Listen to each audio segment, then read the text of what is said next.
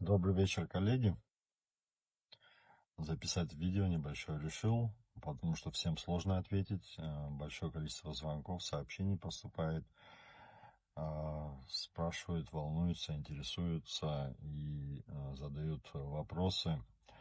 Один из главных вопросов: почему-то посчитали, что после публикации со страниц профсоюза в соцсетях, что мы ликвидировали профсоюз. Ликвидировать профсоюз публикацией невозможно. Его может ликвидировать только единогласно на общем съезде членов профсоюза. Точно так же, как мы проводили съезд в 2017 году, когда инициировали его. И, соответственно, данная публикация означает лишь только то, что в отсутствии руководителей, как вы знаете, все руководство профсоюза подало в отставку, в том числе и я. Соответственно, в профсоюз без легитимных органов власти, и деятельность его невозможна. Поэтому это всего лишь означает, что профсоюз просто перестал функционировать как организация, не более того.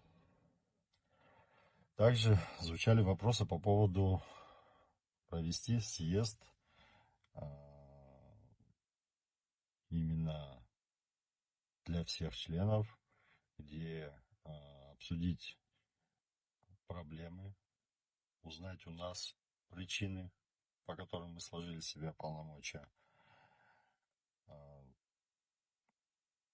Соответственно, хотим провести съезд. Дату и время обозначим чуть-чуть попозже.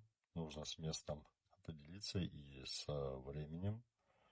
Сейчас это невозможно физически. Так что все подробности, все проблемы, наши причины мы озвучим там, на этом съезде. Дату и время, повторюсь, обозначим немного позже. Спасибо за внимание. До свидания.